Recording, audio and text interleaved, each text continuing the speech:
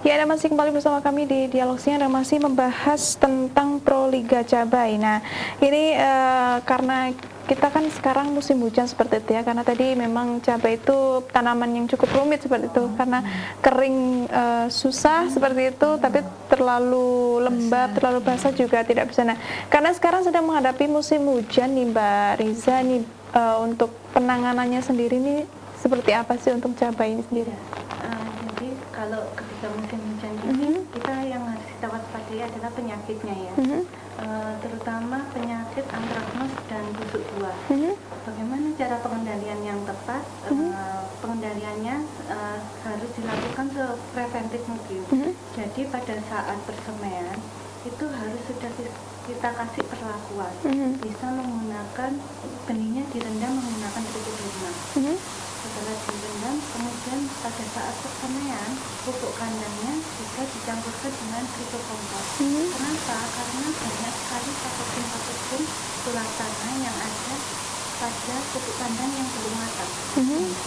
Kemudian pada saat penanaman kan dilakukan pengolahan tanah seperti ini. Pada saat pengolahan tanah ini harus dilakukan 1 bulan sebelum. Kemudian diberikan mulsa agar kondisi airnya tidak terlalu basah. Kemudian untuk pengendalian penyakitnya bisa kita menggunakan dengan agen hayati. Itu kita lakukan sebelum adanya serangan. Seperti itu. Oke, ini kalau paling buruk nih Mbak ya, bagaimana jika sampai banjir seperti itu? Nah, untuk menekan kerugian itu sendiri ini seperti apa sih? Kalau ada yang serangannya tidak semakin luas, apabila ada tanaman cabai yang sudah terserang penyakit seperti layu bakteri atau layu fusarium, harus segera dicabut. Dia tidak semakin menyebar ke tanaman yang lain. Oke, dan untuk tadi juga sudah dijelaskan di slide bahwa juga ada percobaan tanamannya tahan banjir seperti itu tapi juga sudah dilaksanakan ya teknologi untuk bagaimana sih caranya agar tanaman ini juga bertahan dalam banjir seperti itu ya Bu ya. Oke, untuk pemupukan sendiri nih Bu, mungkin bisa dijelaskan tahap-tahapannya sendiri, pemupukan itu seperti apa sih Bu untuk cabai itu sendiri? Jadi pemupukan pada cabai pertama pH tanahnya harus dilihat dulu. Sebelum pada saat mengolah lahan pH tanah harus dilihat dulu. Kalau pH-nya rendah ya di bawah 6 kita beri kapur. Kita beri kapur pertanian 1,5 ton per hektar. Kalau pH-nya sudah di atas 6,5 tidak perlu kapur pertanian. Kenapa? Kapur itu fungsinya nanti bisa menetralkan pH. Karena kalau pH-nya rendah juga mempengaruhi pertumbuhan tanaman. Kemudian diberi pupuk organik Mbak, pupuk organik kompos tadi yang sudah saya jelaskan, minimal 15 ton per hektar, seperti itu.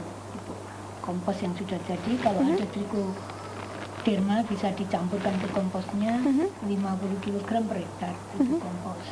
Seperti itu. Kemudian tadi Mbak Burisa sudah menjelaskan sebelumnya sebaiknya tanah kalau bisa diberokan, ada solarisasi tanah itu. Jadi tanah diberokan 2 minggu, minimal 2 minggu atau sampai sebulan lebih bagus. Cuma kadang-kadang petani yang daerah seperti Batu dan Malang di mana sewa lahan itu mahal tidak mau memberokan itu. Kalau kami mengistilahkan solarisasi tanah diberokan, didiamkan selama sebulan. Itu dengan cara tanah diberi pupuk organik sedikit ditabur setelah jadi bedengan, kemudian diairi ya, seperti itu, terus ditutup plastik yang plastik bening selama sebulan supaya kena sinar matahari, supaya mikroorganisme yang negatif itu mati, seperti itu. Beberapa percobaan kami juga dari Badan Litbang maupun dari perguruan tinggi ternyata solarisasi itu dampaknya sangat bagus sekali untuk pertumbuhan tanaman berikutnya. Nah, kemudian pupuk kimia yang diberikan itu memang yang kami sarankan memang mengandung unsur N, Ya. P, dan K, unsur hara makronya.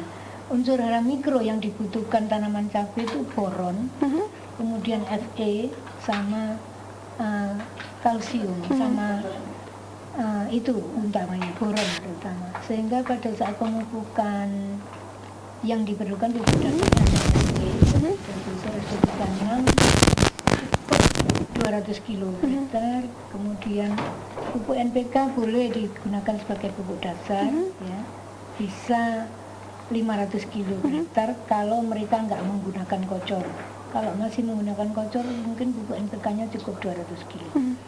Selanjutnya setelah cabai ditanam, mulai umur seminggu boleh diberikan pupuk NPK juga, dicampur dengan pupuk KNO3, masing-masing 1 gram per tanaman gitu, atau biasanya 200 gram per tangki gendong untuk pupuk cabai, 200 gram untuk 25 liter air gitu, seperti itu. Oke, memang Nah, cukup terus setiap banyak minggu, ya Bu. setiap minggu sampai umur cabai 8 minggu dihentikan pemupukannya. 8 minggu setelah tanam, jadi umur 2 bulan dihentikan pemupukan. Dia mulai panen kan, itu setelah itu. Oke. Jadi Memang pupuknya sendiri cukup kompleks seperti itu ya, cukup banyak seperti itu. karena tidak panen sekali, bisa panen sampai 10 kali. Jadi setiap saat itu Mbak Putri. Oke, pemirsa, kita akan lanjutkan lagi perbincangan ini setelah ini, tetap di Dialog Siang.